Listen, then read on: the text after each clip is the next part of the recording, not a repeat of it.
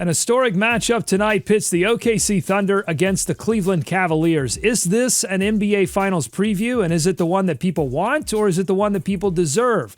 Jimmy Butler is open to playing for anyone. Well, except that team. No, not that team either. Matt and Hayes try to predict how this whole saga will end, and another NBA star is benched. That's all today on Locked On NBA.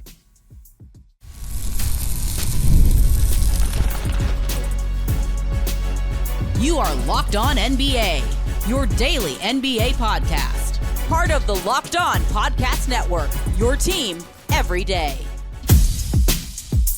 Welcome to Locked On NBA. Thanks for making us your first listen of the day. We are free and available wherever you get your podcast. Part of the Locked On Podcast Network, your team every day. Today's episode and Matt Moore's Drumline is brought to you by Game Time.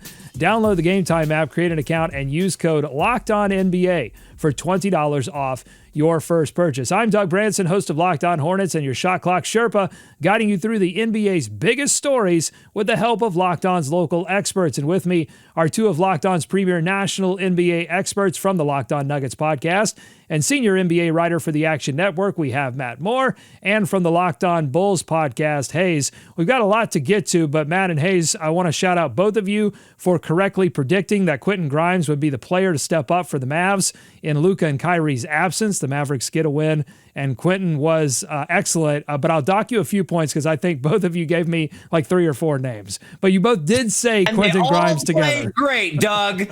They all played. Spencer Dinwiddie was excellent. Nailed them all. Jaden all right, well, yeah. Well, I think a lot of people are expecting a lot of players to play great tonight when the Thunder take on the Cleveland Cavaliers. Huge matchup, biggest of the season by far. The 30-5 OKC Thunder visit Cleveland to take on the 31-4 Cavaliers. Shout out SportsCenter for this stat. This is only the second time ever that we've had two teams who have won 30 of their first 35 games just exist in the NBA, and it's the first time that they're going to face off against each other. It's also only the third time in NBA history that two teams will face off with 10-plus game winning streaks. All the stats that matter seem to be pointing towards this being an NBA Finals preview. Matt, is this the NBA Finals matchup that fans want, and is it the one that they deserve? Much like you can't say what the media wants because we're all so different. You can't say what the fans want because like there's lots of fans that are like, who do you want to see in the finals? I don't know. It'd be really great if like the Lakers played the Warriors. Like that would be really interesting. That's Steph Curry. Don't you just love him? He makes the little shooty hoops. I love him. But like the hoop heads, yeah, like this is the one that they want. The Cavs are fresh. They're really interesting. It's Donovan Mitchell, Darius Garland, Evan Mobley, Jared Allen, size, shooting on the outside. My guy, Dean Wade. You got the Thunder, all these young guys. Shai Gilgeous-Alexander, who I think is really turning heads, and people are starting to be like, okay, maybe he's not just a foul grifter. Maybe he's actually really good. You would have theoretically Chet Holmgren back. You got Isaiah Hartenstein. How about Alex Caruso, Isaiah Joe? Who's Aaron Wiggins? He's awesome. I don't know who he is, but he's awesome. All these types of guys. The matchup is phenomenal. The style of basketball is great. Both these teams are gritty. They're fun. The Cavs are the most fun watching the NBA this season. You cannot kill the Thunder. I cannot wait for this matchup, Hayes. I would love it if this was a finals matchup, even though it's probably not going to be because it's very rarely 1 versus 1. This would be an amazing finals matchup if this would end up shaking down to. But coming into this game, just looking at the way that they're playing, like they're first and second in net rating over the last 5 and 10 games. One's first in offense, the other's first in defense. This is just shaping up to be a powerhouse of a matchup. Is this a future finals matchup, though? Like you said, probably not. It very rarely ever works out that way. There's always a surprise team that goes on a run or injury or something like that. But I tell you what, I'm super excited about this game. This is primetime television. Guess what? I'm putting this game on before Chicago Bulls game. That's how excited I am to watch this game tonight.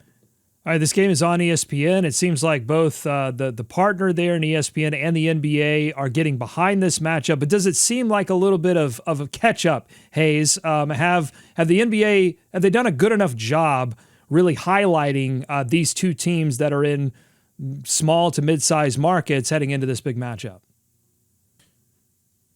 Yes and no. Like again, for me, I always have a struggle. Like, what am I aware of? Because I'm so ingrained in basketball and sports every day of my life. The TV's on. That's usually what I'm watching. It feels like they've done an okay job at it, but not a job that really brings the magnitude of just how good these teams are playing. In my opinion, I think they could do a lot better job. But that goes to our overarching issue that we've talked about a lot. Like the NBA has not done a great job at building stars, the next crop of stars, I should say. Matt? There's a couple of things here. I think one, no, because hey, who do these teams play on Christmas? Oh, that's right. Neither of them were on Christmas. That's right. Not like we didn't know that they were going to be good, but it's fine. Had to get Phoenix on there. The other thing I think though is there's a little bit of trepidation I think from the networks because usually when we get these kind of matchups, do you know what we get? We get, oh, but sorry, Donovan Mitchell's out with an ankle injury. Oh, sorry, it's a bad rest spot. They're giving Shea the night off. Like, that's a problem. And the other thing is the NBA has very little flexibility built into its schedule, which it desperately needs on the national TV side. They've got to be able to adjust in season and be like, this team is not nearly as good as we thought they were. Let's take them off. This team is amazing. We got to get them on national TV more. They got to build in more flexibility into their national TV schedule. And it seems both of these teams gearing up to test each other. And let's go to a clip from a crossover episode of Locked On Cavs and Thunder, where Thunder host Rylan Stiles takes us inside what has made OKC unbeatable in non-NBA Cup situations. What has been really the secret to OKC's success so far this season? Yeah, I think it's their defense and that turning into solid offensive play. I mean, besides SGA, there's very few positives offensively for the Thunder. Even Jalen Williams has regressed a little bit as a go-to scorer as the book's kind of gotten out on him. A weird stat for the Thunder, they've gotten more steals than they have committed turnovers themselves, and that helps them offset some of the rebounding woes, which they had last year. They have a little bit of it this year, but Hartenstein's also helped even that up a little bit. But whenever you're creating these possessions with turnovers, you can live with some of the rebound struggles. And then you have the not so secret weapon of SGA, who is one of the best scorers in this league, if not the best scorer in this league, to kind of bail you out of some situations where your offense might lull. But it's been all about the defense. All right, Matt, is SGA the best scorer in the NBA right now, in your opinion? And what should Cleveland do to slow him down? God, that's a great question. Man, that's a really great question. 3 level, I'll say yes. I think the problem with trying to guard him is he's got the ability to hit so many shots that are off balance around the rim. If you take a look at Nikola Jokic's numbers, they're actually a little bit down at the rim, surprisingly. And his ability, he's so good in pick and roll situations, getting you on his hip and then navigating that. His hesitation move is probably the best in the league. He's absolutely lethal from mid-range. The 3-point shot is coming around. He is so difficult. There is no real way to stop him from getting to his spots. That's how I kind of evaluate scorers, is like, can you stop them from getting to their spots? Because once they're there, they practice them enough that's why it's their spot, and you really can't do it. Cleveland, I think, is probably going to trap a lot. They're going to put 2 on the ball, and that's actually not a great recipe for Shea. He tends to struggle a little bit more when you start blitzing him because he hasn't seen it as much for various reasons. So I think we're going to see a very strong at the level play, and it's going to be up to Cleveland to be able to protect that back line on the weekend rotation so they don't get killed with back cuts. It's going to be extremely difficult to guard Shai Gilgeous-Alexander. I don't know how the Cleveland Cavaliers are going to stop him, but they're just going to have to throw everything at him, whether it's blitz, whatever it is. They're just going to have to hope as well that it's also a cold shooting night from him. Shai is so adaptable, and I think no matter what the Cavs throw at him, he's going to be able to adapt to a degree. The key for the Cavs, to me, is to stop everything else around Shai today and kind of not let him go off, but I think your best bet is to, even if Shai goes off for 30, 35 points, you got to play solid defense everywhere else and keep the OKC Thunder off the boards. I think that's going to be the key in this game for the Cleveland Cavaliers. One more nugget to get you excited about this game. The Thunder are 11-0 against the Eastern Conference, and the Cavaliers are 10-0 against the Western Conference. It's a classic something's got to give match. Final question, we'll start with Hayes. Who you got, and what's the X factor? I got the OKC Thunder today. And I think the X factor is going to be their connectivity, as well as how well can they shoot today? And can they hit the shots at the right time? And Isaiah Hartenstein, I think Steen's going to make a very important role in this game of how effective the Thunder can be. I've got a power rating that projects spread. Here's what I love about this. On neutral court, I project this to be Thunder by 0.2 points. That's how close this is between the two teams. It's awesome. I can't wait for this game. I think Cleveland gets the win because of their home court advantage. The X factor, I think, is going to be Evan Mobley, because without Chet Holmgren, they're going to struggle to kind of match up with that. I think Kenrich Williams, Jared Allen's really good at punishing small ball matchups. So I think that front court for Cleveland is going to give them the advantage here. But God, I can't wait for this game. And I really hope we get this in the finals. I don't know what this means. Maybe it's a little reverse psychology or reverse jinx, but on that same crossover episode, Rylan Stiles predicted not only would the Thunder lose this game, but that they would lose the series to the Cleveland Cavaliers. To find out why, make sure you go to check out that episode on Locked On Cavaliers. All right, coming up, this Jimmy Butler drama, it's not getting less dramatic. We'll give you the updates, plus another star is benched. We'll tell you who coming up. Today's episode of Locked On NBA is brought to you by Ultimate College Basketball HC. I want to take a moment to introduce you to a brand new mobile game that I'm really excited about. It's called Ultimate College Basketball HC. If you've ever dreamed of being a college basketball head coach, this is your chance to step into those shoes. In Ultimate College Basketball HC, you control every detail of your program, from recruiting players and hiring coaching staff to overseeing training camps, handling NIL deals, and managing scholarships. It's all in your hands. And when it comes to game time, you get to draw up offensive plays, set your strategy. The way you play won't just affect the current season, it will shape the future of your school's basketball program. It's a game that lets you feel the full weight of what it means to be a head coach and lead your team to glory. And you've got all kinds of actual college basketball coaches deciding they don't want to do this NIL thing. So this is a perfect way to practice and get that dream job from one of these coaches that have called it quits. Here's a special offer for Locked On NBA listeners. Use promo code LOCKEDONCBB. All caps, smush it together. Locked On CBB inside the game store to get a free boost for your program. It's the perfect way to kickstart your coaching career. To download Ultimate College Basketball HC, just visit ultimate-cbb.com. That's ultimate-cbb.com, or look it up on the App Store. Ultimate College Basketball HC. Begin your coaching legacy today. More Locked On NBA ahead. Thanks for making Locked On NBA your first listen every day. Your favorite NBA team now has a free and daily newsletter. Go to LockedOnDaily.com, subscribe, and stay up to date with local expert analysis. And you get amazing writing from Katie Heindel, Mike Shear of Basketball Poetry, and Locked On Fantasy Basketball Tips from Josh Lloyd. Lots of updates on the Jimmy Butler situation. You had Brian Windhorst saying this is all about money for Jimmy, and he doesn't plan on signing an extension anywhere.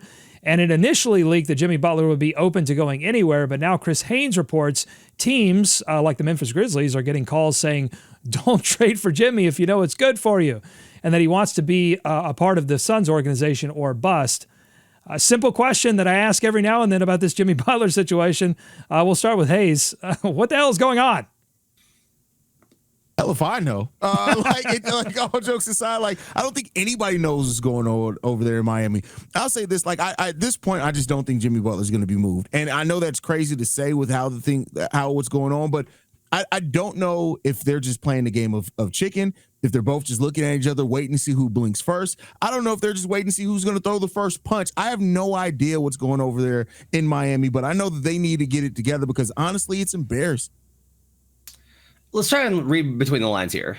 I love this kind of stuff. I've been doing it forever, and this is the kind of stuff I love. Okay, so he wants a contract. That's obviously what he wants. There's indications that Phoenix will pay him. Okay, so Phoenix is number one. So if he goes to Phoenix, he gets superstar teammates, great location, city he wants to live in, and a championship contender, and the money. Okay, so Phoenix is number one, but Phoenix has the Bradley Beal problem where he's got to agree to it, and they may not be able to figure it out. If Brad just doesn't cooperate here, if they can't find anybody to take Beal, then they're not going to be able to make this happen. So Jimmy leaks to Milwaukee and Memphis that, hey, we're not you better not do this, which, by the way, if Jimmy Butler outright warns you, good God, you better not. Like, oh my God, there was nobody I would like to have less in my locker room mad about being traded there than Jimmy Butler.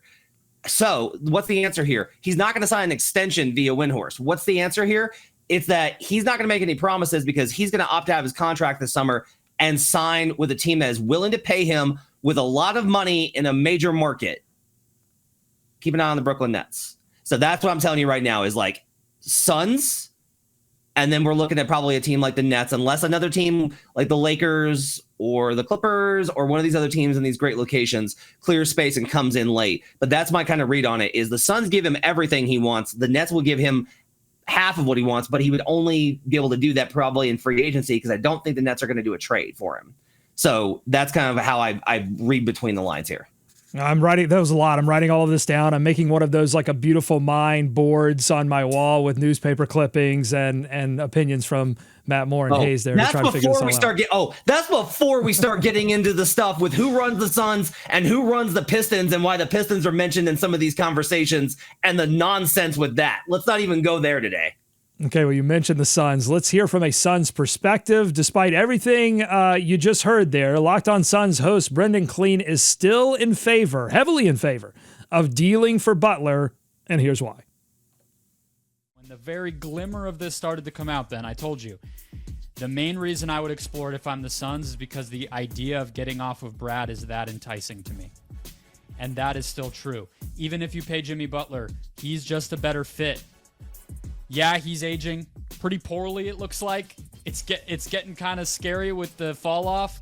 That's a whole can of worms. He's just as injury prone as Brad, but he just fits better. So if you're telling me that I'm stuck with somebody who's going to have all those concerns, but they just play a better position and mentality-wise and physicality-wise and emotionally just seems to be more of a balance for what this team needs, and I cannot have Bradley Beal, who's not a good fit, I might just do it for that reason. It's kind of crazy when you look at the numbers that Bradley Beal has put up in his career, that you have two organizations now in a row that have decided getting rid of Bradley Beal, whatever that means for our team moving forward, that's the better option, even if it means taking on, getting worse in the Wizards situation or taking on an asset like Jimmy Butler that might come in and torpedo your whole organization. It's worth moving on from Bradley Beal. That's just very interesting to me. I don't know if it's interesting to anyone else, Matt. I mean, I think it's interesting from the perspective. I think it's wrong in this case. Like, oh man, it doesn't matter. It doesn't matter how bad it is. It can't be worse than Bradley Beal. Hold Jimmy's beer. Are you kidding me? 35 years old off of Tibbs minutes, all those miles, and you have to deal with him submarining every organization he's been a part of over the last decade? No, like Brad showed up and done his job. He hasn't done it well enough, but that's been the thing. Beal's only problem is that he's elite at getting the bag. And he was transparent about it with Washington. Beal's got to be like, look, man, I was happy to stay here and just keep collecting checks. You wanted me. And so I came here and we have this deal and you gave me the no trade. What do you want here? And so on some level, I can't really blame Beal here for how it's kind of going. And I think it's unfair to kind of scapegoat him like this. He's gone to the bench. He's doing his job. He continues to show up and play. Had a rough game last night, but he was good the night before. This whole thing, I'm starting to get a real sense that a big problem here is just at the core of the Suns, and that starts with ownership. Remember, this team was competing for a championship. Ishbia takes over, trades for KD the same day. What's happened since then, Hayes? A lot of losing, a lot of ugliness. Bradley Beal is it's such an interesting case because like it fell off a cliff for Bradley Beal pretty quickly. I remember it was just a few years ago, people were talking about like Bradley Beal, Devin Booker, Zach LaVine, who's the better two guard. Like Bradley Beal's fallen off a cliff and he's been made kind of the blame for everything going on. But there's a lot more than just Bradley Beal that's wrong with the Phoenix Suns. But at the end of the day, they want to make a move. They want to improve the team, and Bradley Beal is their best avenue, the most realistic avenue for them to get that done.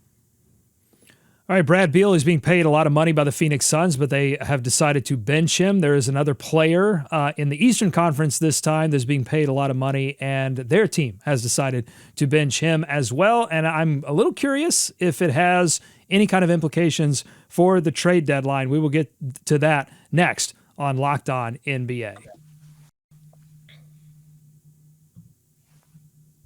Today's episode of Locked On NBA is brought to you by Game Time. Win or lose, rain or shine, there's nothing like being there in person at a live event. Whether it's a big game, a concert, or a comedy show, Game Time makes it easier than ever to find great tickets at amazing prices. And with their new feature, Game Time Picks, you can skip the endless scrolling and get right to the best deals on incredible seats. It's all about saving you time and money while finding the perfect tickets. Plus, you can use the super deal option to score top-notch seats at unbeatable prices. Game Time also gives you features that make buying tickets stress-free, like all-in pricing. You toggle the feature on and no surprise fees at checkout. And you get a panoramic seat view so you know exactly what your view is going to look like before you buy. Take all the guesswork out of buying tickets with Game Time. Download the Game Time app and create an account. Use code LOCKEDONNBA, LOCKEDON NBA, for $20 off your first purchase. Terms apply. Again, that's code LOCKEDONNBA for $20 off. Download Game Time today. What time is it? Game time. Time for more Locked On NBA.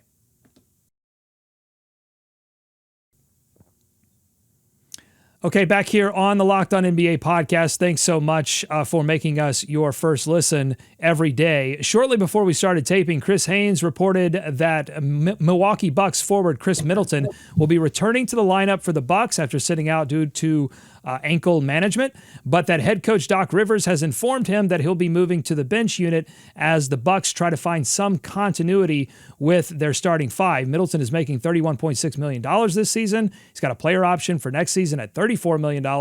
The Bucks are a second apron team. So should we be reading into this the same way that we've been reading into the Bradley Beal benching, Matt? Probably not. I think this is more about Mid's unavailability, right? Like if Mid's not going to be able to play consistently, which he really hasn't been, it's just like where his body's at this point in his career. It's difficult when you're having a guy in and out of the lineup. You need to have a starting lineup that you can kind of count on. The bench guys, you can move around. You can kind of rotate. You can find some different options there. You can have some optionality with the bench, but the starters need to be pretty consistent. You need to know what you're getting night by night. So I don't necessarily know that that's like a big deal. However, look, there's just been like a lot of burblings around the league. And this goes back 2 years and they haven't done anything. So that's notable here is like people can say whatever they want, but they haven't actually traded anybody.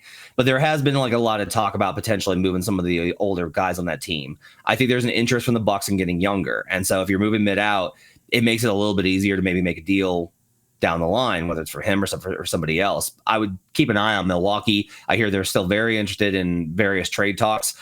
I don't think that this Mid thing is part of those conversations, but I do think that it makes sense from a basketball standpoint, and there might be moves ahead for Milwaukee. Moving Chris Middleton would make a lot of sense for the Milwaukee Bucks, especially as like they've started to improve. And that's not necessarily something against Chris Middleton.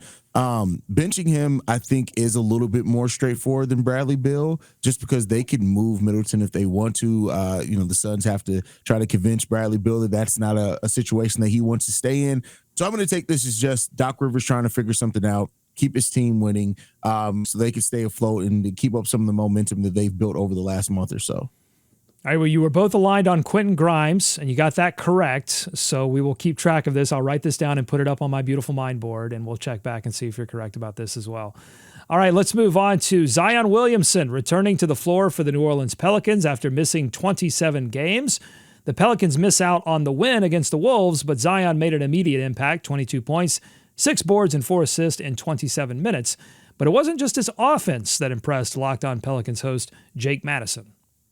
He was good defensively in this game. They were picking on him for the first couple of possessions, and then he settled right in, got some of those nerves out, and played particularly well. You saw that nose for the ball. If you're a longtime listener to the show, and every day or for a long time, from when they drafted him, and that's something that I'd said. He's just got an incredible instinct on when to go for steals and go for the ball. And you saw that. It led to a 360 windmill dunk from him that looked awesome. He had an alley-oop play as well. He was just trying hard. You saw the Zion touch, right? Like, this is a guy that finishes like a Kyrie Irving, finishes like a guard, and does not finish at the rim with the layup package that he has, like a big man. And you saw that on full display, the touch off the glass, high off the glass, bouncing in, knowing how to contort his body and put English on the ball to get it into the hoop. You saw everything that makes you be like, yeah, this was the number 1 overall pick, and this can be a really special player. Zion's got to be the core, the main guy going forward, because the talent is absolutely there. Definitive statement there from Jake Madison. But Hayes, I want to know what you think. Should the New Orleans Pelicans build around Zion, or should they still be looking to move him at the deadline and just start all over? They should be looking to start all over. They're in a prime position to start over where it makes the most sense for their team. You have your own first round pick in this draft. Your team's been struggling. You cannot build around Zion because you just can't trust that he's going to be healthy enough. If you want to keep him, great. Right? If you want to do that, see what you get in the draft this year. See if you could build something around the other player and Zion could be part of it rather than what you're building around. Great, but I do not think in any circumstance you can try to build something that's sustainable around Zion Williamson at this point in his career. I think that doesn't make any sense at all. I mean, here's the question: is like, what are you going to get for him? Right? Is just not having him better than having him because of the inconsistency? Like it's close to that. We have to at least have that conversation. I was on BetStream last night on League Pass for that game. He looks so good, and like you remember why everyone was so excited about him. And he looks like he's in great shape and he's just muscling through guys. He was so impactful in only in just 27 minutes. Like it really is all there. And I just can't quite give up on it. I want to see if he matures into a guy who's able to keep himself on the floor with the work that it takes off the court to stay on the court. And if they can move Brandon Ingram and build the right team around him. And if they can do that, I can't quite give up on this team. And I look at the long-term future. Like, this is New Orleans. Like, do you want to go through another? You went through AD. You want to go through another one? Was after Zion, you went through AD and Zion. You want to do this again with Cooper Flag or whoever? I just kind of feel like maybe it might be better. Like, be patient, see how this plays out, and only make a decision when you have absolutely no other options left. Hey, just watch him play, and it's so tantalizing. Yeah. It's so tempting to hold on to a player that can do what he can do at his size. And like, I watched that game, and he just unlocks things for the other guy that they traded for, and DeJounte Murray. Like, he makes Murray look a lot better. And so, yeah, it's a tough decision for New Orleans. Doug, would you rather have, with LaMelo, would you rather have Brandon Miller and the future that you've got with him, or Zion Williamson? Oh, I think the Hornets organization has been through so much injury trauma. I'm not sure I'm not sure how much more they could take. And if the concern there is with availability in Zion Williamson, I think that's the danger of acquiring him. Whereas Brandon Miller has been able to bounce back from multiple little dings and cuts and different things. Makes sense. So I think I would be safer holding on to him for sure. Let's stay out west and focus on two teams who continue to struggle to find consistency or any semblance of an identity that one could classify as a contender. The Los Angeles Lakers and the Golden State Warriors. The Warriors lose by 16 to the Butlerless Heat. Steph looks exhausted. Kerr says, head coach Steve Kerr says the team has a crisis of confidence. The Lakers, meanwhile, lose by 21 to a Dallas Mavericks team without Luka or Kyrie. Hayes, which of these teams should be more desperate at this point to make a move at the deadline? I don't think the Mavericks need to make a move at the deadline. I think they'll be fine. No, I'm sorry. The Lakers or the Warriors? Oh, sorry. I apologize. I misunderstood what you're asking. I'd say the Warriors, because I think if the Warriors get the right piece in there, if they can get a center in there, and I have read that they are more focused on adding a big man depth than like Jimmy Butler at this point. I do think that they can make some noise. I don't think any move out there is going to make either one of these teams a legitimate championship contender. But I think that right now, the Lakers made their move. They're also getting Vanderbilt back here at some point. They can see how that works out. But I think the Golden State Warriors should be more desperate to make a move, try to find that big man to help them go forward into the West. I think the problems are way deeper, Hayes. Like the Warriors going to do something. We've talked about this all year, and it's really baffling me. Look, they've won enough because they're a really talented team. Look at what they've done here. Pajemski's in the starting lineup. He's out of the starting lineup. Kuminga's a starter. No, he's going back to the bench. We're trading for Dennis Schroeder.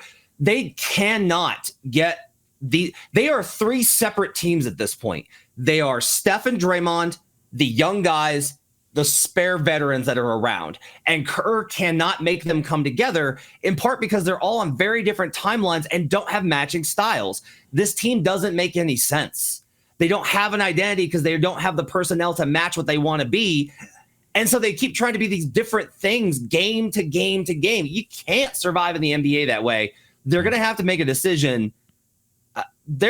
I'm not ruling anything out with what's going to happen with Golden State from now until the end of the summer, because this is not working, and it's not going to take a trade for Nikola Vucevic or Nick Claxton or Jonas Valanciunas. That's not any Nick. Nick. No Nick will work. Nick Richards, Nick Smith Jr. No Nick will work. No Nick. Maybe will a work. New York Nick. I don't know. None of that's going to fix this. They have to make a more holistic change to where they're at.